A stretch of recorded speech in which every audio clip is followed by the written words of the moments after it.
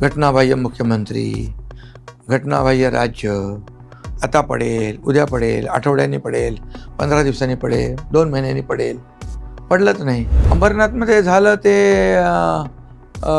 त्याच्याबद्दल मी मुख्यमंत्र्यांना कल्पना दिली.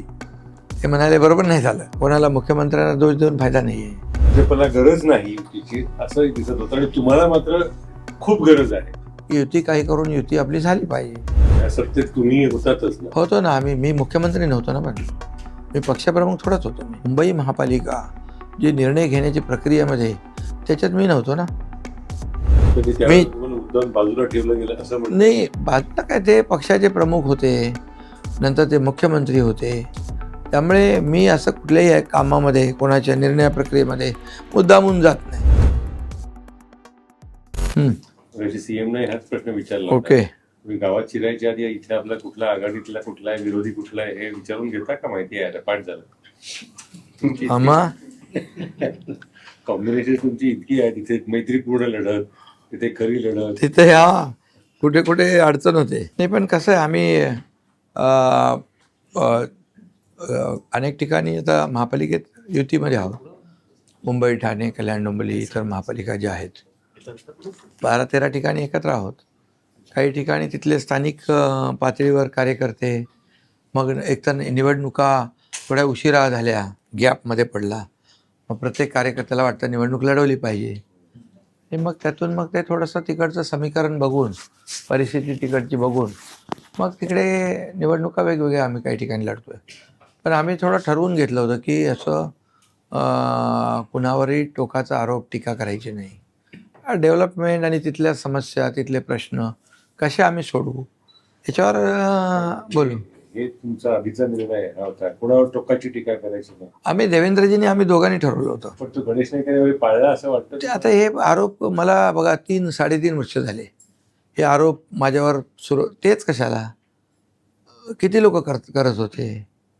घटनाबाह्य मुख्यमंत्री, घटनाबाह्य राज्य, आता पडेल, उद्या पडेल, आठवड्यांनी पडेल, 15 दिवसांनी पडेल, 2 महिन्यांनी पडेल, पडलंच नाही. मी काय त्याच्यावर रिॲक्ट पण झालो नाही. माझा फोकस जो कामाचा आहे तो मी कधी इकडे तिकडे डायव्हर्ट होऊ दिला नाही. आता काय, कोणाला काय बोलायचं ते बोलत असतात. शेवटी जेवढा माझ्यावर आरोप जेवढा लोकांनी केला त्याचं नुकसान मला नाही झालं, त्यांनाच झालं.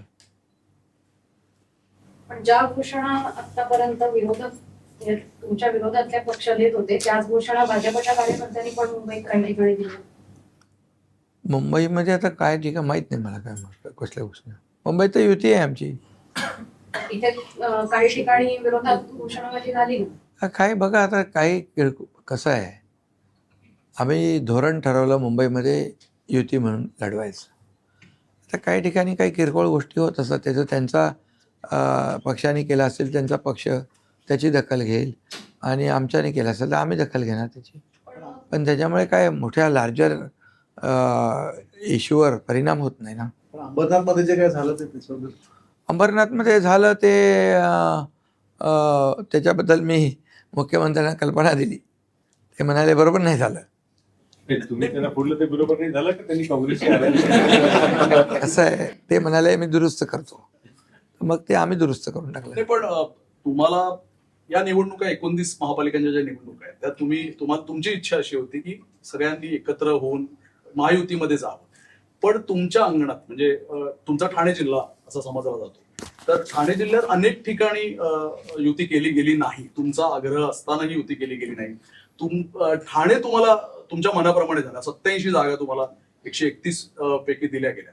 पण नवी मुंबईत युती केली गेली नाही, मीरा भाईंदरमध्ये केली गेली नाही, त्यांना उल्हासनगरमध्ये केली नाही, अंबरनाथ, बदलापूर नगरपालिका एवढ्या टिसभर नगरपालिकांमध्ये. म्हणून मी मगाशी काय सांगितलं, पण मग हे तुम्हाला भाजपाकडून, तुमचा जो मित्र पक्ष आहे, मोठा पक्ष आहे, तर भाजपाकडून तुम्हाला तुमचं शहर द्यायचं पण इतर ठिकाणी तुम्हाला घेरायचं, अशी ही काही रणनीती तुम्हाला दिसते का? असं काय, मी अभिमन्यू थोडंच आहे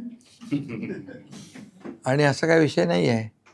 काय असतं याच्यामध्ये, मुंबईमध्ये युती झाली, ठाण्यात झाली, कल्याण डोंबिवलीमध्ये झाली, युती झाली तिकडे. आता नव्या मुंबईची तर तुम्ही नव्या मुंबईतच असता ना, त्यामुळे तिथे ते कोणाला मुख्यमंत्र्यांना दोष देऊन फायदा नाही आहे. हां, मीरा भाईंदर पण तिथे जे स्थानिक आमदार, 2 आमदार, त्यांच्यामध्ये त्यांना कसं आहे, ठाण्यामध्ये आमच्याकडे मुळात जवळपास 80 नगरसेवक आत्ता आमच्याकडे ॲट प्रेझेंट एक्झिस्टिंग 80-85 नगरसेवक आहेत. तरी आम्ही म्हणायचं का आमची ताकद आहे, कशाला पाहिजे युती, आम्ही म्हणालो. मी युती केलीच ना तिकडे. त्यामुळे कसं आहे, युती केली काय असतं याच्यामध्ये, युतीने लढलो, कार्यकर्त्यांची जी काही संघर्ष होतो तो थांबतो. पण काही ठिकाणी स्थानिक पातळीवरच तिथल्या लोकांना, तिथल्या कार्यकर्त्यांना, तिथलं जे काही नेतृत्व असतं त्यांना वाटतं युती नको, आम्ही आमचं. आणि काही लोक पण जयेशचा प्रश्न थोडासा आणखी पुढे नेला तर युतीसाठी तुमची जेवढी इच्छा होती, तुम्हाला जेवढी इच्छा होती, तुमचे जेवढे प्रयत्न होते तेवढे भाजपचे नव्हते. भाजपला गरज नाही युतीची असंही दिसत होतं आणि तुम्हाला मात्र खूप गरज आहे. नाही, असं नाही. बघा माझ्यासमोर आता 12-13 ठिकाणी युती झालीच ना. आणि जवळपास संभाजीनगरला युती शेवटच्या टप्प्यात होती, नाशिकला होती, पुणे पिंपरी चिंचवडमध्ये होती. जवळपास आम्ही आलो होतो अकोला, अमरावतीला.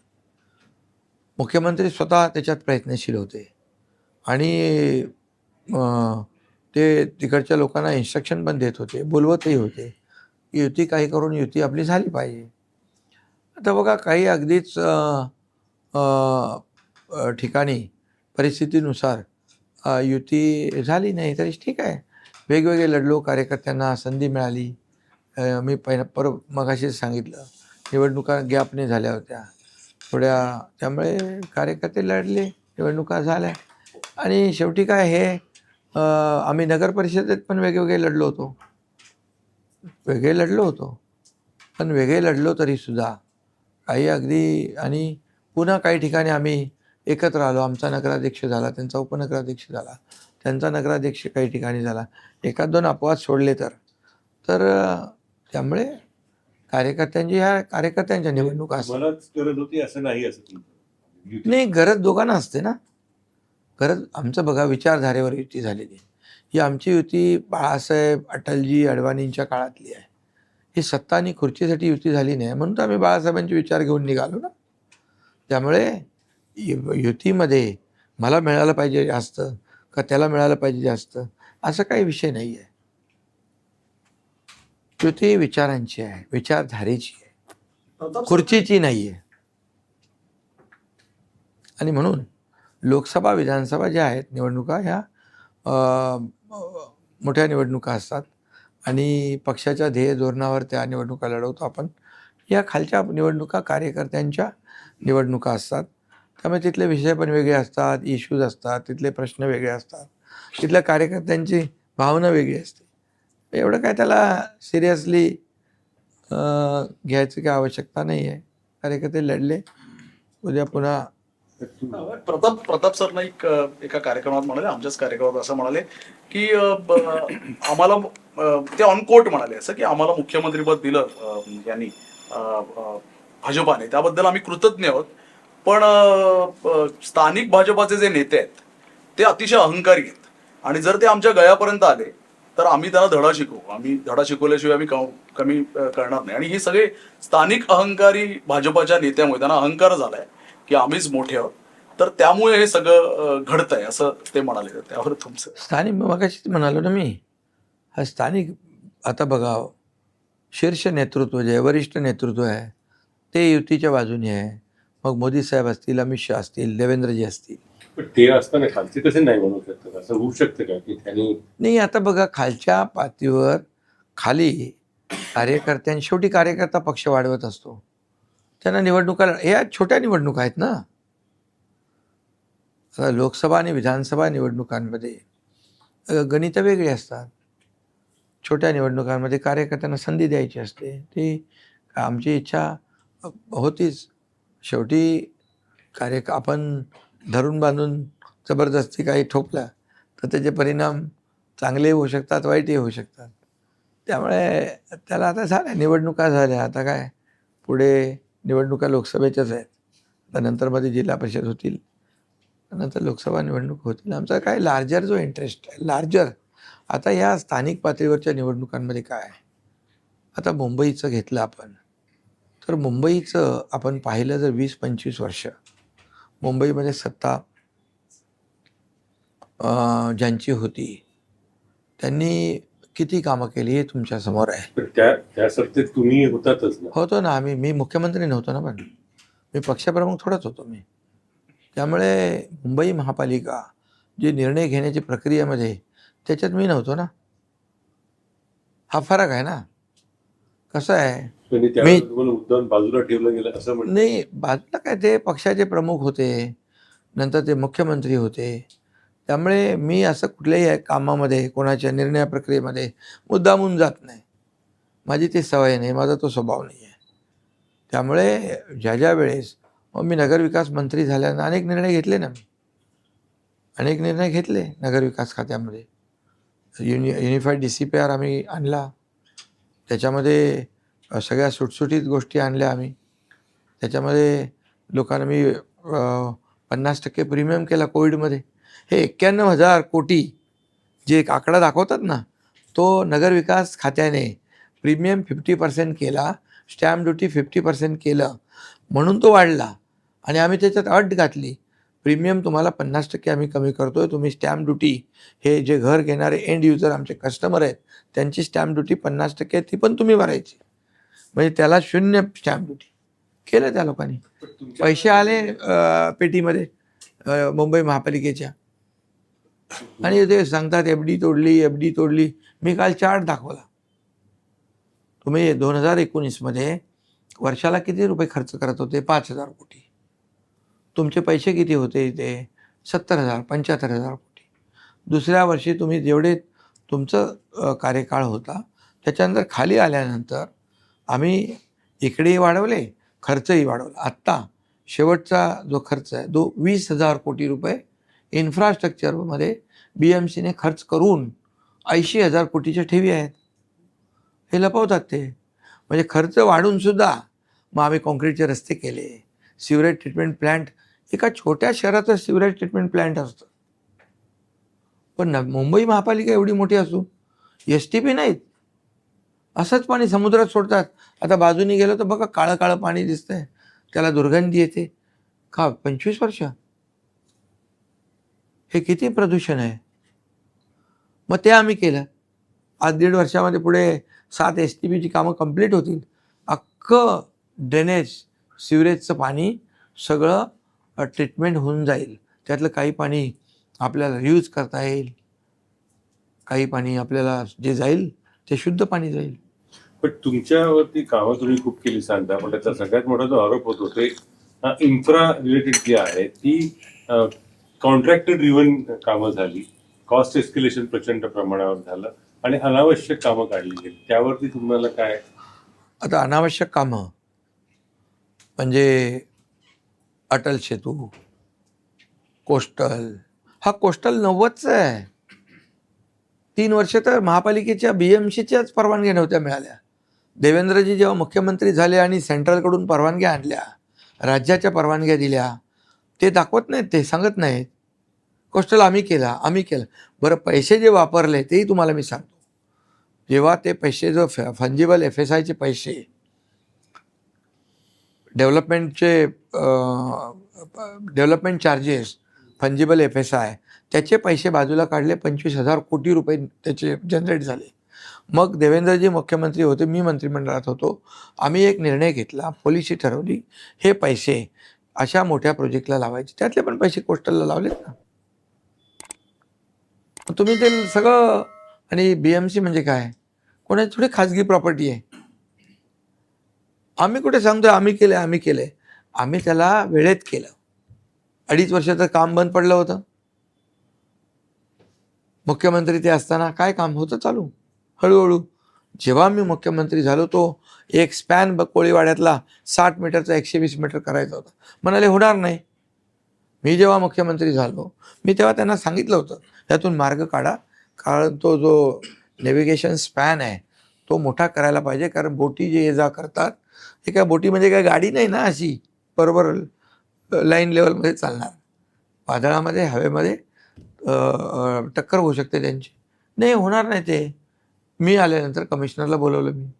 मी म्हणाले मला करून पाहिजे, काय करता तुम्ही? साहेब थोडंसं विलंब होईल आणि आता फार त्याच्यामध्ये टेक्निकल सगळ्या गोष्टी इंजिनिअरिंगमध्ये मॉडिफाय करायला. करा ना, किती किती मोठे मोठे ॲडव्हान्स टेक्नॉलॉजी आलेले आहेत, हे काय प्रॉब्लेम आहे? केलं ना ते आम्ही. कोळी लोक पण खुश झाले, त्यांचा स्पॅन पण वाढला, पोस्टल पण झाला. करण्याची इच्छा पाहिजे ना, आणि पॉझिटिव्ह आणि प्रॅक्टिकल माणसाने राहायला पाहिजे ना. म्हणजे निगेटिव्ह विचार केला तर काहीच प्रकल्प करू शकत नाही. जर आम्ही विचार केला हा ब्रिज बांधल्यानंतर समुद्राचा व्ह्यू कट होईल,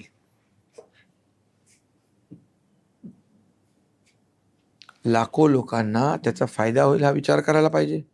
मी तेव्हा म्हणालो की याच्यावरून गाडी गेल्यानंतर तो लांबचा समुद्र पण त्याला दिसेल, किंवा त्याच्यावर माणूस गेल्यावर लांबपर्यंत समुद्र दिसेल. आता रिडेव्हलपमेंट ही आता धोकादायक इमारती आहेत. मी क्लस्टर केलं, नगरविकास मंत्री असताना मी ठरवलं या सगळ्या रखडलेले प्रकल्प जे आहेत, हा मुंबईकर बाहेर का गेला, कशामुळे गेला, मी त्याचा स्टडी केला.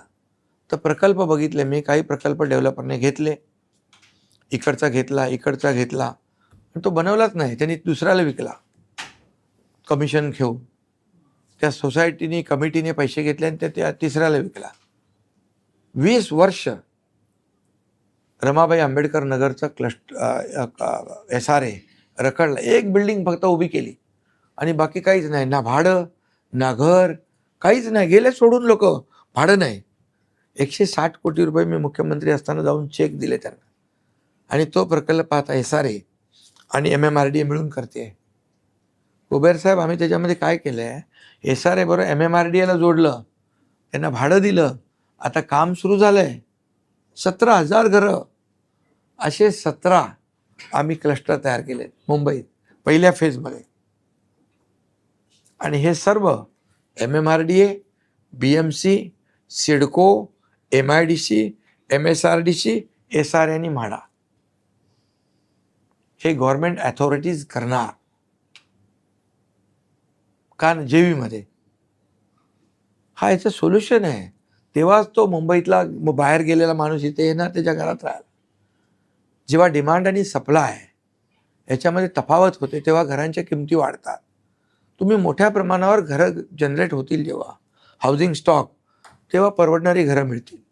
आम्ही नवीन हाऊसिंग पॉलिसीमध्ये हे केलं आहे, परवडणारी घरं, नोकरदार महिलांसाठी घरं, गिरणी कामगारांसाठी घरं, डबेवाल्यांसाठी घरं, मुलं शिकतात त्यांच्यासाठी हॉस्टेल्स. का करू शकले नाही?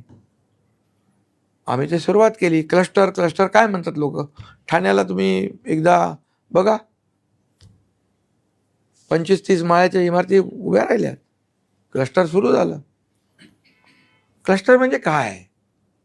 त्यांना वाटतं काय क्लस्टर. आता 10 एकरातलं क्लस्टर, 5 एकरातलं क्लस्टर म्हणजे SRA. तुम्ही त्याला काय अमेनिटी देणार? तुम्ही गार्डन देऊ शकता का? खेळायला ग्राउंड देऊ शकता का? हॉस्पिटल देऊ शकता? शाळा नाही देऊ शकत. तुम्हाला त्याचं क्षेत्रफळ वाढवायला लागेल. मग 50 एकर कमीत कमी आम्ही ठेवलं आहे. 100 एकर, 150 एकर, 200 एकर, 300 एकर. क्षेत्रफळ वाढलं की तुम्ही त्यांना ओपन स्पेस देऊ शकता, रस्ते मोठे होणार, गार्डन होणार, ग्राउंड होणार, हॉस्पिटल होणार, शाळा होणार, पार्किंग होणार, हे सगळं होणार. हे क्लस्टर आहे. आणि ते आम्ही आणि त्याच्यामुळेच मी सांगतो, जे बाळासाहेब सांगत होते 40 लाख लोकांना मोफत घरं द्या, त्याच्यावर कोणी कधी विचार केलाच नाही. त्यांना वाटलं देऊच शकत नाही. आता मी सांगतो, तर 5 ते 6 वर्षात, 7 वर्षात, पुढच्या 5 वर्षात आम्ही जवळपास 25 लाख घरं उभी करू शकतो या सगळ्या एजन्सींना घेऊन. आणि आता जो डेव्हलपर येईल त्याची पूर्ण फायनान्शियल कॅपॅसिटी बघणार. 2-3 वर्षाचं भाडं ॲडव्हान्समध्ये जमा कर. बुकिंगवर काम करता येणार नाही त्याला. पूर्ण पहिला रिहॅबच्या इमारती उभ्या करायच्या, नंतर तुझं सेलचं. असं का नाही केलं यांनी? का रखडले प्रोजेक्ट बघितले आम्ही. हा का रखडलाय, तो का रखडलाय, आणि त्याच्यानंतरच सर, अभी 14 महीने पहले आप लोगों का ये प्रचंड बहुमत आया था असेंबली इलेक्शन। मुंबई में तब से अपने पॉलिटिकल स्फीयर में क्या चेंज हुआ है? मतलब कि अचानक से अभी लग रहा है बहुत कंटेस्ट हो रहा है फिर से इसमें आप में और एनडीए में। तो राज ठाकरे चेंज है आपको लगता है कि मतलब 14 महीने में क्या चेंज हुआ है पॉलिटिकली? देखिए, लोकशाही में तो किसको किसको भी किसके साथ अलायंस करने का अधिकार होता है। चुनाव लड़ना तो होता ही है। चुनाव के समय में गठबंधन कोई भी पार्टी किसी के साथ कर सकती है, तो उन्होंने कर लिया है। लेकिन आपको लगता है उससे कोई 14 महीने में ये एक चेंज है जिससे थोड़ा कंटेस्ट नजर आ रहा है, जबकि आप लोग इतने अच्छे से जीते थे 2000। तो क्या प्रॉब्लम है? अभी नहीं जीतेंगे क्या हम? देखो, हमने जो काम किया है 3.5 साल में, मैं 2.5 साल मुख्यमंत्री था, अभी 1 साल जो देवेंद्र जी काम कर रहे हैं। देखिए ना, मुंबई में घूमकर, ये वो अगर रहते, ये मेट्रो ये कुछ भी नहीं दिखता, सब बंद पड़े होते। कार शेड बंद, मेट्रो बंद, समृद्धि बंद, अटल सेतु बंद, कोस्टल जा रहा है धीरे धीरे धीरे। ऐसा चलता है क्या किधर? मुख्यमंत्री में बनने के बाद अधिकारी को मीटिंग लिया, सब अधिकारियों को बोले ये सब कोविड में जो थोड़ा बैकलॉग आया उसको भर के निकालो, मैन पावर बड़ा लगाओ, डबल चौबल लगाओ, मशीनरी लगाओ, कवर करो उसको। हो गया ना? उनके पीछे दौड़ना पड़ता है, फील्ड में जाना पड़ता है, ग्राउंड रियलिटी को समझना पड़ता है। ऑफिस में घर में बैठ के नहीं चलता ये सब। मुदत ठेवींचा विषय आला आता तर राज्य सरकारकडेच महापालिकेच्या जवळजवळ 10,000 कोटींच्या देणी थकीत आहेत. त्याचा काय म्हणजे खूप पाठपुरावा करून पण त्या मिळालेला नाहीये. मिळेल ना, काय प्रॉब्लेम आहे? आता त्यांना काय अडचण आहे का काम करायला? त्यांच्या तर 80,000 कोटी आहेत ना ठेवी, आणि वेगवेगळे काय आहे ते पण गव्हर्नमेंटच आहे ना. आता आम्ही लाडक्या बहिणीला पैसे दिले, आम्ही योजना केल्या, कितीतरी योजना केल्या ना सरकारने. पैसे कुठे जाणार? ते जमाच आहेत आमच्याकडे. तो राज ठाकरेंचा जो मुद्दा मग विचारला गेला की विधानसभेपूर्वी तुमचा राज ठाकरेंचा मुख्यमंत्र्यांचा सतत संवाद होता. हो तुम्ही त्यांच्या घरी चहापानाला हो. जायचे, तेही कधी तुम्हाला भेटायला यायचे. हो. हा संवाद तुटला कुठे? विधानसभेत जर त्यांना तुम्ही पुरेशा जागा दिल्या असतात, त्यांच्या काही 2-4 जागांच्या मागण्या होत्या, तर हा संवाद कायम राहिला असता का? आणि हा प्रश्न बघायचा तसाच होता की राज याच्यामध्ये आल्यामुळे हा जो मराठीचा नॅरेटिव्ह उभा राहिला राज आणि उद्धवचा, तर तो कदाचित राजनं जर तुम्ही सांभाळलं असतं, योग्य प्रकारे दादर दिली असतील, कदाचित कल्याण ग्रामीण दिलं असतं, तुमचं आवडतं मतदारसंघ. अरे असं होत नाही. कसं असतं, युती करताना सगळ्या काही त्याचं प्रिपरेशन असायला लागतं, अगोदरपासून प्लॅनिंग असायला लागतं. पहिले अगोदर ते म्हणाले आम्ही भांडूपमधून लढू, भांडूपमधून तर त्यांचा मुला जिंकला असता. इकडे तर आपला सिटिंग आमदार होता ना सदा सरवटकर, तरीसुद्धा तो तयार झाला. पण तुमचं हे वेळेवर सगळं झालं पाहिजे ना. शिवडीमध्ये तर आम्ही मदतच केली, काय कुठे आम्ही तिकडे कॅन्डिडेट नव्हता दिला. पण ह्या सगळ्या गोष्टी वेळेवर झाल्या पाहिजे. असं आपण कधी मनाला वाटेल तसं व्हायला पाहिजे असं होत नाही ना. ते ठाकरेंनी तुमच्या शिवसेनेबरोबर यायला उशीर केला असा अर्थ आहे का? नाही, उशीर केला असं नाही आहे. फार वेळ घेतला. बघा, परिस्थिती बदलते तसं लोक बदलतात. परिस्थिती बघा, एकदा आपण समजा ठरवलं की परिस्थिती काही असू द्या, अडचणीची असू द्या, चांगली असू द्या, मग चांगली असेल तेव्हा आपण सोबत राहायचं, वाईट असेल तर त्याला सोडून द्यायचं, असं नसतं. आमची युती आहे शिवसेना भाजपची, चांगलं आहे, चालले. भांडूप सोडायला तयार होतात तुम्ही हो, अमित ठाकरेंसाठी? बिलकुल. तर तुमची आधी तर त्यांनी तीच इच्छा व्यक्त केली होती, कारण इथं सिटिंग होता म्हणून. सर तुमची सर्वात लाडकी जी योजना आहे आवडती आणि लाडकी, हो, त्यांची स्क्रुटिनी होऊन खूप मोठी संख्या आता कमी होत चाललेली आहे माझ्या बहिणींची. आणि मग अगोदर जी खूप मोठी 2.5 करोड पर्यंत संख्याच्या भगिनींना जे वाटप झालं होतं ते आणि हे आता फरक पडत चाललाय. नाही बघा, हा फरक मोठ्या प्रमाणात असा खूप मोठा फरक नाही आहे. आणि 2100 कधी देणार म्हणजे नाही, तो मुद्दा तुम्ही 2100चा विचारा. दोन्ही दोन्ही आता ह्याच्यामध्ये काही गोष्टी आता अशा निघाल्या त्याच्यामध्ये की म्हणजे जे क्वालिफाय पात्र नाही आहेत त्यांनाही ते काही पैसे गेले आहेत. आणि म्हणजे जे काही निकष आहेत त्या निकषामध्ये जे बसत नसतील ती फार मोठी संख्या नाही आहे, किरकोळ आहे. पुरुषांनाही मिळालेलं आहे. तर म्हणून तर सांगितलं निकषात बसत नाही. त्यांनी ते म्हणजे पुरुषाला म्हणजे त्यांनी ते भरून दिलं ना फॉर्म, आम्ही नाही भरलाय. पण तो 21चा मुद्दा 21 जे आम्ही बोललेलो आहे योग्य वेळी त्याची पूर्तता करणार आम्ही. साधारण पुढच्या निवडणुकीच्या तोंडावरती नाही असं काही नाही, आम्ही निवडणुकीच्या तोंडावर काही काम करत नाही. पण जे बोललोय ते आम्ही करणार बिलकुल. सर, तुम्ही मुख्यमंत्री असताना मुंबई महानगरपालिकेच्या रुग्णालयांमध्ये झिरो प्रिस्क्रिप्शन योजना लागू करण्याची घोषणा केली होती. आता 2 वर्ष उलटली, त्याचं काय झालं ना, त्याचं प्रोव्हिजन केलेत, काही ठिकाणी चालू झालेले. मी कमिशनरला विचारलं त्या दिवशी. कुठल्याच हॉस्पिटलमध्ये नाही, zero prescription? मला त्यांच्या बजेटमध्ये त्याचं प्रोव्हिजन केलं आणि ते प्रिस्क्रिप्शन झिरो प्रिस्क्रिप्शन सुरू होईल. कधीपर्यंत सुरू होणार? मी आता त्यांना विचारेन ना, आता हे आचारसंहिता संपली की विचारून करून घेणार. हे मराठी जे आम्ही बोललोय ते करतो. हे मराठीचं जे नॅरेटिव्ह मुंबईमध्ये होतं किंवा राज आणि उद्धव एकत्र येण्याची प्रक्रिया सुरू झाली, ते हिंदी वगैरेचे जे मुद्दे सगळे सुरू झाले, तर तुम्हाला असं वाटत नाही का की जर मराठीचं नॅरेटिव्ह नसतं मुंबईत तर भाजपाने तुम्हाला कदाचित मुंबईत एकटं सोडलं असतं, असं तुम्हाला वाटत नाही का? आणि दुसरा माझा प्रश्न की मराठीचा नॅरेटिव्ह ब्रेक करायला नेमकं तुम्ही काय करता? म्हणजे माझा पहिला प्रश्न आहे, काय? जर मराठी नसतं तर तुम्ही असता का भाजपासोबत? का किंवा नसतो? भाजपाला तुम्ही लागले असता? का नसतो? आम्हाला 90 जागा मिळाल्या, 91 मिळाल्या ना. मग त्यामुळे मराठीचा मुद्दा असता आणि नसता तर ते सगळे तुमचेच प्रश्न आणि तुमचीच उत्तरं. पण महापालिका निवडणुकीत मराठीचा मुद्दा आहे का प्रचारात तुम्ही? बघा, पहिली गोष्ट, लोकांना ही निवडणूक भावनेवर जिंकता येणार नाही, लढवता येणार नाही. तुम्हाला ही निवडणूक विकासाच्या मुद्द्यावरच आम्ही लढवतोय. तुम्ही मराठी माणसासाठी काय केलं 2 गोष्टी सांगा. आम्ही काय केलं, आम्ही 10 गोष्टी सांगतो. तुम्ही मुंबईसाठी काय केलं तुम्ही सांगा, आम्ही सांगतो आम्ही काय केलं 3.5 वर्षात. तुमचे 20 वर्षांनी आमचे 3.5 वर्ष घ्या.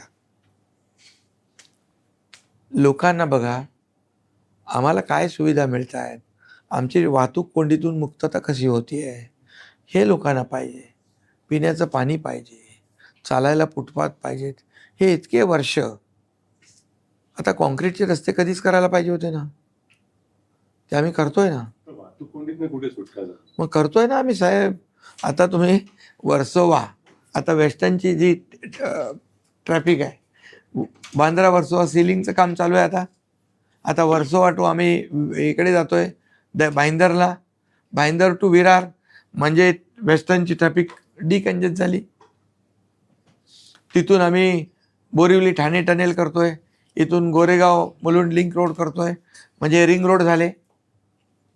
इथून फ्रीवेमधून उतरलो, लँड झालो की तिथून आम्ही छेडानगरमधून तो रस्ता लिफ्ट करतो एलिव्हेटेड थेट आनंदनगर साकेत मगाशी सांगितलं ना, गायमुख फाउंटेन डायरेक्ट, म्हणजे ती ठाण्यातली ट्रॅफिक डिकंजेस्ट होऊन कोस्टलला गेली, बायपास झाली. छान वाटतं ऐकायला. छान नाही, चालू झाले कामं. तुम्ही जाऊन बघा, त्याचे पिलर उभे राहिले, बघितले नाही तुम्ही मध्ये पिलर?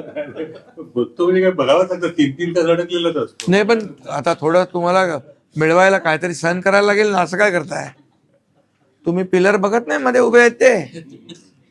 हे पिलर त्याचेच आहेत, एलिव्हेटेड रोडचे. घोडबंदर रोडचा सर्व्हिस रोड पण काढून टाकला. 25 वर्ष तुमची ठाणे महापालिकेत सत्ता आहे. घोडबंदर रोड नीट कधी होऊ शकला नाही. वरच्या ब्रिजेस वरती सुद्धा तुम्ही मास्टिक टाकून इतके ऍक्सिडेंट रोज होत आहे, इतके लोक मृत्यू पावत आहेत. आणि घोडबंदर रोडला पाणी पुरवठा नाही, टँकर माफिया पूर्णपणे आज चालवत आहे. तर हे संपणार कधी? तुम्ही 8 वर्ष पाणी आम्ही आता ह्याचं जे नवीन डॅम केलंय ना आपला, चालू करतोय. पण आता घोडबंदरचं जे आहे तो तिकडचा वसईचा डॅम ना, देहरजी मधून 100 MLD पाणी ठाण्यासाठी आम्ही रिझर्व केले. त्याचं वसई, विरार आणि मीरा भाईंदर आणि ठाणे, त्यामुळे घोडबंदर पट्ट्यातला ठाण्याचा प्रॉब्लेम सॉल्व्ह होईल. काळू धरणासाठी MFRDने 400 कोटी रुपये इरिगेशनकडे जमा केले. मी मुख्यमंत्री असताना त्याचा निर्णय घेतला. त्याचं काम सुरू होईल, परवानग्या मिळतील आणि त्याचं काम सुरू झालं तर MMRचं पाण्याचा प्रॉब्लेम सॉल्व्ह होईल. आणि हा जो तुम्ही म्हणालात हे ट्रॅफिक वाहतूक कोंडी, हा कोस्टल जर आज जाताना तुम्ही बघून घ्या, मधून ते जे पिलर उभे राहिले ते कोस्टलचे आहेत आणि हे फास्ट काम चालू आहे. सर्व्हिस रोड का काढला? सर्व्हिस रोडवर पूर्णपणे सगळे सर्व्हिस रोड गाडी सर्व्हिस रोड कशाला पाहिजे? आतमध्ये वाहतूक सुरू राहण्यासाठी. तिकडे सगळे गॅरेज, तिकडे सगळी पार्किंग, हे सगळं करत होते, रस्ताच बंद होता. आता सोसायट्यांना जो प्रॉब्लेम काही होणार आहे त्याचा मार्ग आपण काढणार आहोत. तुमच्या घरासमोर पूर्ण त्यांनी व्याप्त केलं होतं. तुमच्या घरासमोरचं बंगल्यासमोरची जे जनपद आहे तिकडची चांगली झाडं जुनी कापण्याचं आता काम सुरू केलं. त्या झाडं तोडण्याचं काम सुरू केलं. झाडं तोडली ना मात्र कशाला? उन्नत मार्ग नवीन बांधतायत ना आनंदनगर शाखेत. सोडली ना त्या तिकडची तुमच्या बंगल्यासमोरची नाही, झाडं तोडली झाडं आम्ही म्हणजे छापले म्हणजे हे केले त्याने कटिंग. कंप्लीट बुंद्यापासून झाली. आम्ही छापले आपल्याच पाचपाखाडी तुमच्या घरासमोरच्या त्या साईडला आपण मग ते नवीन लावू आम्ही आता. एक झाड कापलं. बघा तुम्हाला सांगतो, डेव्हलपमेंट करायचं असेल तर काही गोष्टी आपल्याला करायला द्या. लाखो लोक तिकडे जातात. एकाच्या ऐवजी 10 लावू ना. गडचिरोलीला का ठाण्याला? नाही, ठाण्यामध्ये आता आम्ही इथून आनंदनगर ते थेट गायमुखपर्यंत आपला एलिव्हेटेड रोड. एलिव्हेटेड नाही, जो आपलं संजय गांधी उद्यान आहे हो. त्या भागामध्ये मोठ्या प्रमाणावर लागवड करतोय. आणि तिथून पण तिथे लागवड करताना त्यावेळेला 1000 एकरचा तो आरोप होतो. तुम्ही मला माहीतच नाही कुठला 1000 एकर. 1000 एकरचं काय मी कधी 1000 काय 1 एकर पण माझ्या लक्षात नसेल कधी. मी मग ते बावनकुळेने थांबवली नाही, मला माहीतच नाही ना. मी जे केलंच नाही, मला माहीतच नाही. तुम्ही केलं असं म्हणत नाही. हा, मग? सरकारच्या वरती जो आरोप होतो तो. ते आता ते बघतो ना मी. काय आता आरोप तर करायचा, त्यांच्याकडे मुद्दे नाहीत ना. पण मग ते पण बावनकुळेने थांबवलं ना. बावनकुळेने थांबवलं की यांनी बोललेत फक्त, ते बघतो ना. घोषणा केली त्यांनी. घोषणा बघा, त्यांच्याकडे नाहीत मुद्दे, त्यामुळे आरोप प्रत्यारोप हे सुरू आहेत. असा आरोप होतो म्हणजे की रेल्वेच्या फायली लवकर वेगात निघतात. हा? सारे प्राधिकरणाच्या त्या तुलनेत म्हाडाच्या फायली लवकर निघत नाही. त्या हाऊसिंगमध्ये अडकूनच पडलेले आहेत. मध्यंतरी अशा 100 फायली वगैरे होत्या असं आरोप केला जातो. नाही, आता मला तिथे त्याच्यात काही लोकोपयोगी कामं पण त्यात अडकली नाही. आहेत. बघा, लोकोपयोगी कामं मी तर माझ्याकडे तिकडच्या फायलीच आता आल्या नाहीत अद्याप. अच्छा. आणि मला SRA आणि म्हाडामध्ये फार बदल करायचे आहेत. हे लोकांना इथे जा, तिथे जा, तिथून तिथे जा, हे सगळं बंद करायचं. ऑनलाईन सिस्टीम करायची. बघा, जेव्हा RTOवर खूप आरोप झाले, इन्स्पेक्टरची बदली, RTOची बदली, यामध्ये खूप बदल्यांमध्ये आर्थिक व्यवहार झाल्याचे हे झालं. जेव्हा माझ्याकडे डिपार्टमेंट होतं, मी सर्व बदल्या ऑनलाईन करून टाकल्या. आता मला म्हाडा आणि SRA मध्ये पण तेच करायचं आहे. सगळी ऑनलाईन सिस्टीम झाली पाहिजे, सिमलेस काम झालं पाहिजे आणि माणसाला घरात बसून परवानग्या मिळाल्या पाहिजे. हे काय आहे? हाऊसिंग घरात बसणाऱ्यांना सिंगल करताना घरात बस. आता ते घरात बसणं, नागरिकांचं घरात बसणं, राज्यकर्ता घरात बसून चालत नाही. वर्क फ्रॉम होम आम्हाला चालत नाही. समजलं की नाही? सर फेसबुक लाईव्हवर आम्हाला काम नाही करता येत. सर आम्हाला लोकांना फेस टू फेस करावं लागतं. तुमची एकूण काम करण्याची पद्धत किंवा तुम्ही ज्या प्रकारे उत्तर देताय, कुठलाही इश्यू आला की तुम्ही असं म्हणता की लगेच सोडवतो. होय. तुम्हाला जर एखादा प्रॉब्लेम आला हा. तर तुम्हाला दिल्लीला जावं लागतंय, खरं आहे काय प्रॉब्लेम आला तर? सरकारमध्ये तुम्ही ज्या सारख्या दिल्लीत काय सारखे? आम्ही NDAचा 3rd नंबरचा पार्टनर आहे. NDAचा. तुम्ही फक्त महाराष्ट्र बघू नका. आणि NDAचे जेव्हा काही प्रश्न येतात, काही आमच्या बैठका असतात, काही इश्यू महाराष्ट्राच्या लेवलला आम्ही मिटवतो नाही. ते देवेंद्रजींनी आम्ही बसतो, चर्चेतून सुटतात. आम्ही रोज एकमेकाशी बोलतो. हे बाहेर पिक्चर जे क्रिएट केलेलं आहे ना, ते आणि वस्तुस्थिती वेगळी आहे. त्यामुळे आम्ही जातो. काही महाराष्ट्राचे विषय असतील, म्हणजे पक्षाचे नाही, राज्याचे विषय आहेत. आणि NDAमध्ये आज मोदीजींचं जे आम्हाला दिसतंय की NDA स्ट्रॉंग करणं, मजबूत करणं आणि NDAच्या घटक पक्षांना देखील जे काही जेव्हा चर्चा असतात त्याच्यात त्यांना इन्व्हॉल्व करणं, या सगळ्या गोष्टी याच्यामध्ये जातो मी.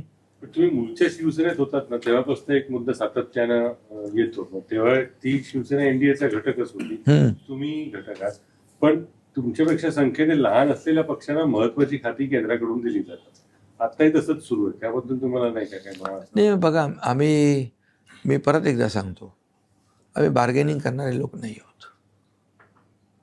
मला हे पाहिजे, ते पाहिजे, हे पाहिजे. अरे आम्ही ठीक आहे ना, एक विचारधारेमुळे बाळासाहेबांची विचारधारा आम्ही पुढे घेऊन चाललो आहे. जेव्हा त्यामुळे शेवटी आमचा अजेंडा जो आहे खुर्ची आणि सत्ता नाही आहे. आम्ही खुर्ची आणि सत्तेसाठी कधी कॉम्प्रोमाइज विचारधारेशी करणारच नाही. त्यामुळे काही गोष्टी आहेत, काही लोक मागून घेत असतात. मला तसा माझा स्वभाव नाही आहे. ठीक आहे, जे मिळायचं ते मिळत असतं. भाजप विधानसभेच्या वेळी असं म्हणाल, म्हणजे अमित शहा असं म्हणाले की 100% महाराष्ट्रात पुढच्या वेळी लढू आपण कदाचित. तर तुम्हाला मुळात असं वाटतं का, तुम्ही आता NDAचा उल्लेख केला, तर तुम्हाला असं वाटतं की केंद्रात किंवा राज्यात यापुढे युतीशिवाय किंवा आघाड्यांशिवाय पर्याय नाही, असं तुम्हाला मुळात वाटतं का? म्हणजे भाजप एकीकडे 100% जर बोलत असेल, पण आघाडी युती ही अपरिहार्यता आहे का पुढच्या काळातल्या राजकारणात? आता 100% ते कशामुळे म्हणाले, कशाबद्दल म्हणाले ते मला माहीत नाही.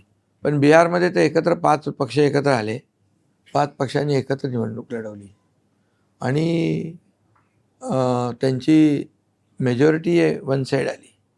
त्यामुळे मी मगाशी म्हणालो की मोदीजी असतील, अमितभाई असतील, याचे NDA मजबूत करण्यावर आता भर आहे. ते मला वाटतं आता 100%च्या नंतरच बिहारचं इलेक्शन झालं. पण बिहारचं तुम्ही दाखला दिला असेल, भाजपने बिहारला जो न्याय लावला हां, तो महाराष्ट्रात नाही लावला. कसला? बिहारमधल्या निवडणुका या नितीश कुमार यांच्या हां, हो. नितीश कुमारांना मुख्यमंत्री ठेवलं. हा, मग ते आता अगोदर आमचं सरकार स्थापन झालं ना, नितीश कुमारचं नंतर झालं. पण हा नाही लावायला हवा. म्हणजे लाडकी बहीण योजनेचा चेहरा तुम्ही होतात, तुम्ही लढवली नेतृत्वाखाली. अरे बाबा ठीक आहे, काही गोष्टी आता ते जागा 132 आल्या, त्यांची अडचण झाली, सगळ्या गोष्टी समजून घ्यायचं असतं. मी स्वतः प्रधानमंत्र्यांना फोन केला की डेडलॉक झाला आहे, तो ओपन मी केला. मी म्हणाल तुम्ही निर्णय घ्या, तुमच्या NDAचा घटक म्हणून मी सोबत आहे. एकनाथ शिंदे पण आणि शिवसेना पण. 132 जागा येऊन पण त्यांची अडचण झाली. अडचण म्हणजे तुम्हाला माहीत आहे ना की तो जो काही निर्णय घ्यायला थोडा उशीर होत होता तो मीच संपवला ना. शेवटी कसं आहे, आता फक्त सत्ता आणि खुर्ची हे काय ठीक आहे ना. लाडक्या बहिणींचा लाडका भाऊ तर झालो. सर, निवडणुकीची धामधूम सुरू असताना राज्यात 3 ठिकाणी अकोट झालं, सोलापूर आणि अंबरनाथ. नाही, 3 हत्या झाल्या मधल्या काळामध्ये अकोला या ठिकाणी. तर यापूर्वी अशा काही घटना राज्यात घडलेल्या होत्या. शासनाकडून विकास कामांवर मोठ्या प्रमाणात भर दिला जातो, पण दुसऱ्या बाजूला राज्यात कायदा आणि सुव्यवस्था राखण्यात सरकारला अपयश येत आहे, असं तुम्हाला वाटतं का? बघा, शेवटी काय, काही घटना घडतात, दुर्दैवी असतात आणि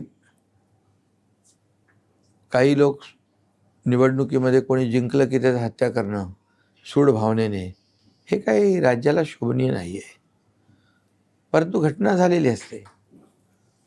पण याचा अर्थ आणि त्याच्यावर जे आता पूर्वीचं सरकार होतं त्या काळचं जर म्हणजे तेव्हा जास्त झाल्या हत्या आणि आता कमी झाल्या याचं समर्थन नाही आम्ही करत. परंतु अशा लोकांना जरब बसवणं, कायद्याचा धाक आणि कायद्याची भीती असणं आवश्यक आहे. आणि त्या दृष्टीने जे काही प्रिव्हेंटिव्ह ॲक्शन घ्यायची, काही कठोर शासन करायचं, फास्ट ट्रॅकवर केस चालवायची. आता आमच्या वेळेस जे गुन्हे उघडकीस येण्याचं प्रमाण वाढलं आहे. पूर्वी काय आहे, गुन्हे दाखलच होत नव्हते आणि कन्व्हिक्शन रेट पण वाढलेला आहे. आपण किती कोर्ट वाढवलेत, किती म्हणजे आमच्या युती सरकारच्या काळामध्ये खूप मोठ्या प्रमाणात उद्घाटन आम्ही जातो, आम्हाला कळतं. त्याची आकडेवारी पण एवढी आहे. तर शेवटी कसं आहे, या अशा प्रकारच्या गुन्हेगारांना वचक बसवण्यासाठी अशा फास्ट ट्रॅकवर केसेस चालवणं, त्यांना स्पेशल पी देणं, लवकर निकाल लावून घेणं, तर खऱ्या अर्थाने त्याच्यावर वचकही बसतो, जरबही बसते आणि पुन्हा दुसरा कोणी अशा प्रकारचं कृत्य करा. एका ते आता एन्काउंटर केलं तिकडे, किती त्याचं पोलिसांवर अक्षय शिंदे म्हणताय. हां, अक्षय शिंदेच्या ह्याच्यात. आता त्याच्या किती तक्रारी होत्या, त्याच्या काय काय त्याचं म्हणजे अगदी वाईट आता बोलू शकत नाही आपण. मग अशा वेळेस अशा नराधमाचं जेव्हा एन्काउंटर होतं त्यावेळेस कोर्ट पण त्यांना म्हणजे आता मूर्तीकडे बदलापूरच्या रेल्वे स्टेशनमध्ये किती लोक जमा झाली होती. त्याला आणा, त्याला आम्ही इथे दगडाने ठेचतो, फाशी देतो, हे करतो. आता त्याला एन्काउंटर झाल्यानंतर तेच लोक त्याच्या विरोधामध्ये, तुम्ही का मारलं त्याला? हा न्याय देण्याचा हा प्रकार जरा झुंडशाही झाली नाही. नाही. असंच करतात. त्यांनी जर एवढा गुन्हा करून पोलिसांवर जीवघेणा हल्ला केला तर पोलीस काय करणार? पण मग त्याच गुन्ह्यामध्ये जी व्यक्ती आरोपी होती किंवा आरोपीशी संबंधित आहे, त्या संस्थेशी संबंधित, त्याला तुमच्या आघाडीतल्या पक्षाने स्वीकृत नगरसेवक केलं. मग त्यांनी नंतर राजीनामा दिला. नाही, त्यांनी त्याला काढून टाकलं. जेव्हा त्यांच्या लक्षात आलं तेव्हा काढलं. त्याचं एन्काउंटर नाही केलं. पण मला एक प्रश्न, मला अजितदादांवर भाजपाने थोडा अन्याय केला असं तुम्हाला वाटत नाही का? तुम्हाला ठाणं म्हणजे तुम्हाला ठाणं तुमच्या मनाप्रमाणे अहो दिलं काय? अरे जयेश, नाही, दिलं. तुम्हाला माहित आहे तिथे मागच्या वेळेस आम्ही युती न करता सत्ता आणली. काय दिलं? दिलं म्हणजे काय? ठाण्यात काम केलं आम्ही असं नाही आहे. तिथे एक हाती सत्ता आम्ही आणली ना, पण आम्ही असं म्हणत नाही. त्यानंतर नंबर्स किती वाढले, किती लोक आले पक्षात, तरीसुद्धा मित्र पक्ष म्हणून आमची ताकद जास्त आहे, आम्ही इथे युती करणार नाही, असा आमचा स्वभाव नाही आहे. एकटे सुद्धा निवडून सत्ता आणलीच असतीत ना आता सुद्धा. आणली असतेच ना, का नसते आणली? पण कसं आहे ह्याच्यामध्ये बघा, माझं कसं आहे, जिथे लॉस तिथे आपल्याला युती नको, फायदा तिथे युती, असं नाही आहे माझा स्वभाव. सर, युती प्रयत्न करावे लागले का? कारण ठाण्यामध्ये युती करायला भाजप तयार नव्हती किंवा इतर काही नाही, भाजपचे ठाण्याचे नगरसेवक सगळे तयार होते, आमचे त्यांचे, त्यांनी तसं कळवलंही. पण ते भाजपचे प्रदेशाध्यक्ष ठाणे जिल्ह्यातले असल्यामुळे ते फारच ते मेहनत जास्त करतात. मला तोच प्रश्न पक्ष वाढवण्यासाठी मला तोच प्रश्न विचारायचा आहे की बघा, आता तुम्ही देवेंद्रजींविषयी खूपच संयमाने बोलता.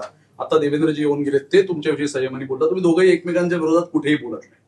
पण भाजपाची त्यांचे जे ब्लू व्हाईट बॉय आहेत रवींद्र चव्हाण, तर ते सतत कुरवड्या करतात, डोंबिवलीत करतात, अंबरनाथ बदलापूरमध्ये करतात. तुमचे नेते त्यांना असं म्हणाले की हे प्रदेशाध्यक्ष महाराष्ट्राचे आहेत का डोंबिवलीचे आहेत? तुमचे अजून एक नेते असं म्हणाले की आमच्या मित्र यादीतला नंबर 1चा शत्रू आहे म्हणजे रवींद्र चव्हाण. तर हे देवेंद्रजींना तुम्ही असं कधी म्हणत नाही की हे काय खालची मंडळी करतायत सगळे? नाही, आमची चर्चा होते याच्यावर, आणि जेव्हा जेव्हा काही अशा घटना घडतात तेव्हा आम्ही बोलतो ना. लबाड विचार खरं विचारायचं होतं की देवेंद्रजींच्या परवानगीशिवाय हे बोलत असतील असं वाटतं का? नाही, असं नाही. त्यांच्या बघा काय असतं, काही गोष्टी अपरोक्ष खालच्या पातळीवर घडतात, आणि जेव्हा घडतात तेव्हा आम्ही बोलतो एक दुसऱ्याशी. काही ठिकाणी ते करेक्शन पण होतं नाही असं नाही आहे. त्यामुळे त्यांचं आणि आम्ही दोघांनी, शेवटी आम्ही दोघं, मी शिवसेना पक्षाचा प्रमुख आहे, उपमुख्यमंत्री आहे, ते मुख्यमंत्री आहेत राज्याचे. शेवटी आमचं दोघांचं जेव्हा कधी असं काही गोष्टी घडतात तेव्हा बोलणं होतं आमचं. बोलतो आम्ही, चर्चेतून मार्ग निघतो. त्याशिवाय मुंबईमध्ये युती झाली असती का? चर्चेतून काही ठिकाणी खालच्या पातळीवर चर्चा होऊन जिथे अडचण येते तिथे आम्ही इंटरव्ह्यू करतो ना. हे करता मी करतो. माझ्या एका प्रश्नाचं उत्तर नाही तुम्ही दादांना न्याय द्यायला हवा होता कुठे? पुण्यात पिंपरी नाही, पुण्यामध्ये काय झालं, तिथं भारतीय जनता पक्षाचे पण नगरसेवक जास्त होते आणि राष्ट्रवादी पण जास्त होते. त्यामुळे मग युती करताना ती अडचण त्यांच्याकडे आली असती. कुणाच्या जागा कमी करायच्या, कुणाच्या वाढवायच्या. त्यामुळे तिथे ते वेगळे वेगळे लढले. तुमची पण नाही झाली पुण्यात युती बीजेपी. नाही झाले, आम्ही नाही झाले तर आम्ही लढलो. हे मुंबईमध्ये उद्धव ठाकरे आणि मनसेपेक्षा तुमच्या सेनेला जास्त जागा मिळतील का? 100% त्या दोघांपेक्षा जास्ती नक्कीच मिळतील. किती अंदाज आहे तरी? त्यांच्या दोघांपेक्षा जास्ती मिळतील ना. नाही, अजून एक असं की मुंबईत सत्ता स्थापनेला चांगल्या जागा मिळतील. आमचा स्ट्राईक रेट चांगला असेल. मुंबईत सत्ता स्थापनेत भाजपाला तुमची गरज लागेल अशी परिस्थिती असेल. अरे आम्ही युतीमध्येच लढतोय बाबा. तर गरज आहे तर आमची युती तोडायला बघतो का काय? आम्ही कोण आहे? आम्ही आमदार काय? नवी मुंबईमध्ये तुम्ही नवी मुंबई नवं सरकार अशी घोषणा दिलेली, म्हणजे ते नवी मुंबईमध्ये महापौर बनेल का तुमचा? तिथे काय बदल होईल का इतक्या वर्षात आता? आता तो 16 तारखेला कळेलच ना. आणि अजून एक होतं, ह्याच कार्यक्रमामध्ये पर्यावरणवादी कार्यकर्ते आणि ठाण्यातील विरोधकांनी टीका केलेली की ठाण्यामध्ये अंतर्गत मेट्रो प्रकल्प आणतायत, म्हणजे तो 12,000 कोटींचा हे खर्च करून, आणि ठाण्यामध्ये एका पाठोपाठ एक प्रकल्प आहे, ठाणेकर त्यात पिसला गेलाय, आणि ते प्लस ठाणे बोरिवली व बोगदा वगैरे आणतात, त्यामुळे वाहतूक कोंडी होईल. तर हे सर्व प्रकल्प खरंच गरजेचे आहेत का त्यांच्या दृष्टीने? ठाणे बोरिवली टनेल होईल, 2 तास लागतात असं वळसा घालून जायला. 15 मिनिटात बोरिवल्याला गेलं काय त्याला त्रास होईल? गरजेचं नाही, गरजेचंच आहे. आता ठाण्यामध्ये आम्ही ठाणं वाढतंय, उलट आम्ही ठाण्याचं एक्सपान्शन करतोय. आपल्या गायमुखवरून पुढे आपण गेलो की 3 ब्रिज MHMRD बनवते. पलीकडे जे भिवंडीचं आहे ना तालुक्याचा परिसर, काय त्याला म्हणतो, पोईसर आणि काल्हेर नाही रे, खारबाव, म्हणजे तिथे हे करतोय आपण. त्यामुळे ठाणं हे वाढतंय. ठाण्यात आज बघा ना, पूर्वीचे रस्ते बघा, आताचे रस्ते बघा. ठाण्यामध्ये मोठं सेंट्रल पार्क झालं आहे, मेट्रोचं काम युद्धपातळी सुरू आहे, इंटरनल मेट्रो लास्ट माईल कनेक्टिव्हिटीसाठी आपण करतोय. आपण पॉट टॅक्सीचा प्रयोग करतोय मुंबईत पण, BKC पण आणि ठाण्याला पण. आता BKC आपल्या हाफिज कॉन्ट्रॅक्टरनी खालचं जे जमिनीखाली भुयारी टनेल्स बनवून त्याच्यामधून वाहतूक ट्रॅफिक म्हणजे सुरू करणार, आणि ठाणे आपलं BKC कुर्ला असं 70 किलोमीटरचं त्यांनी नेटवर्क तयार केलं आहे. पण पहिला प्रयोग आम्ही BKCत करतोय. जसं अंडरग्राऊंड मेट्रो तसं अंडरग्राऊंड खालून टनेलमधून गाड्या जाणार. त्याच्यामुळे ट्रॅफिक कमी होईल. थोडंसं आता वेळ लागेल पण होणार. मेट्रो कधी होणार सुरू? ठाण्याचे मेट्रो आता मी ट्रायल रन घेतलं त्या दिवशी. आता ते पुढचा टप्पा करतोय पुढ्या वर्षभरामध्ये. पेसिंग लिंक जो आहे तो बोगदा टनेलचाच कम्प्लीट झालेला आहे. वायाडक्ट नाही, उद्घाटन कुठे आहे? वायाडक्टचं काम चालू आहे. जगातला मोठा उंच वायाडक्ट आहे तो, आणि जगातला वायडेस्ट टनेल आहे. पण काम लांबचं डिसेंबरला सुरू होणार आता. अहो तिथे वाऱ्याचा आणि तो तुम्ही जाऊन आलो तिकडे, एवढा उंच तो वायाडक्ट आहे तो, आणि टनेल कंप्लीट झाला आहे. पण आता जे काम आहे ते एकदम म्हणजे चॅलेंजिंग आहे. दरी आहे खाली, आणि त्यामुळे तो झाल्यानंतर आता होईल वर्षभरामध्ये. तो झाल्यानंतर वर्षाच्या आत होईल. तो झाल्यानंतर मुंबई पुण्याची जी ट्रॅफिक आहे, जे अर्ध्या तासाने ट्रॅव्हल टाईम कमी होईल, आणि घाट सेक्शन पूर्ण अवॉइड होईल. घाटातून जाण्याची गरजच नाही, टनेलमधून जाणार, डायरेक्ट सिंहगडमध्ये निघणार, खालापूर टू सिंहगड. ही कामं सुरू आहे. काम बिल्कुल संपली, खत्म.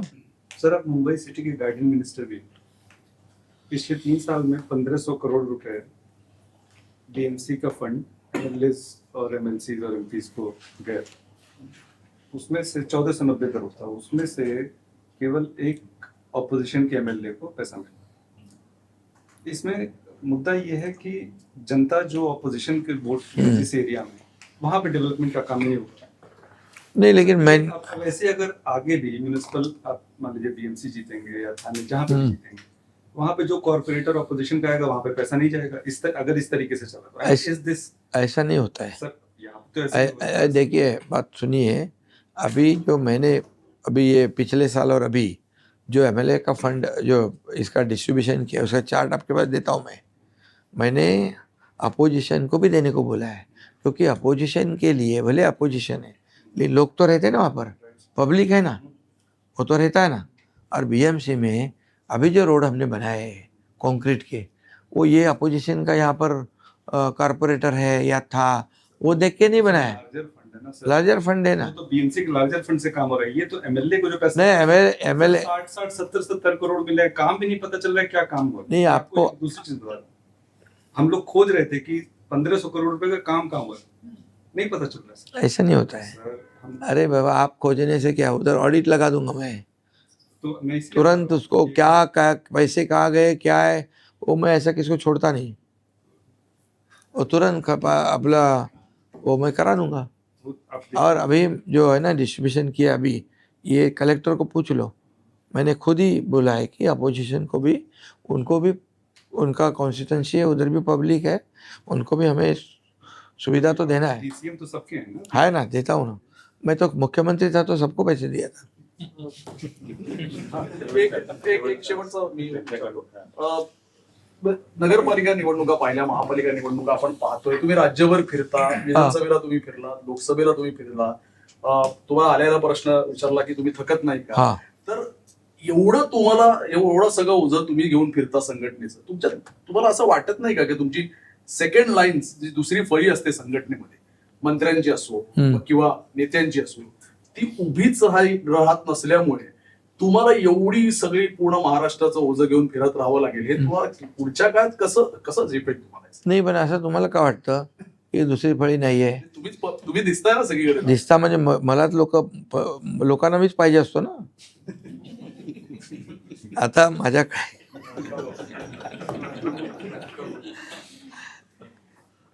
पहिली गोष्ट, आमची दुसरी फळी चांगली स्ट्रॉंग आहे. मंत्री दिलेलं काम बरोबर प्रामाणिकपणे करतात.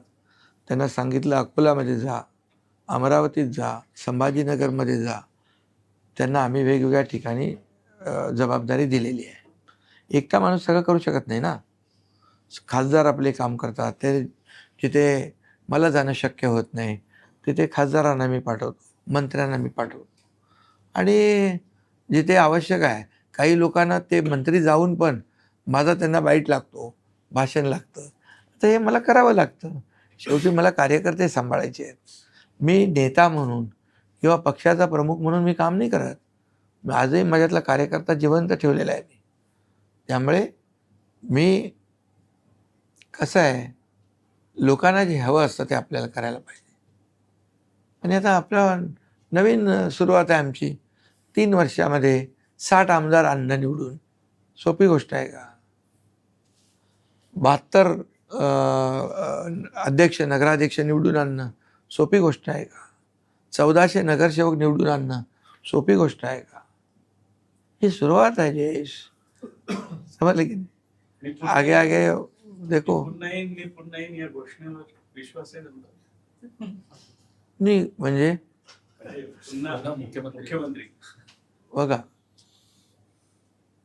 मी अगदी आधीच सांगितलं, सत्ता आणि खुर्ची ही लढाई आमची नाही आहे.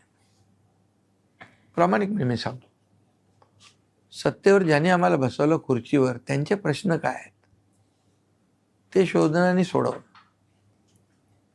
मला काय मिळालं यापेक्षा महाराष्ट्राला काय देणार आम्ही, जनतेला काय देणार, याच्यामध्ये आम्हाला इंटरेस्ट असतो.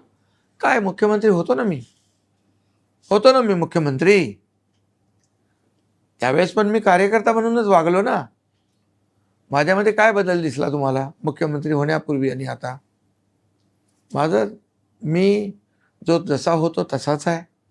माझी सिम्प्लिसिटी तशीच आहे, ॲक्सेसिबिलिटी तशीच आहे आणि माझी क्रेडिबिलिटी तशीच आहे. राजकारणामध्ये हे महत्त्वाचं असतं. 50 लोक आमदार जर विश्वास ठेवतात एका माणसावर, हे पण विशेष आहे ना. आणि आम्ही जाताना त्यांचं काही घेऊन नाही गेलो, मंत्रिपद सोडून गेलो. सरपंच का नगरसेवक पद सोडायला माणसं बघतात इकडे तिकडे, त्याला धाडच लागतं, त्याला त्याग करण्याची हिंमत लागते, सोडण्याची हिंमत लागते, आता म्हणजे देण्याची हिंमत लागते. शेवटचा प्रश्न काय असेल, आता पुढचं धाडस काय? निवडणुका आमच्या महापालिकेचे जिंकल्या. चला, धन्यवाद.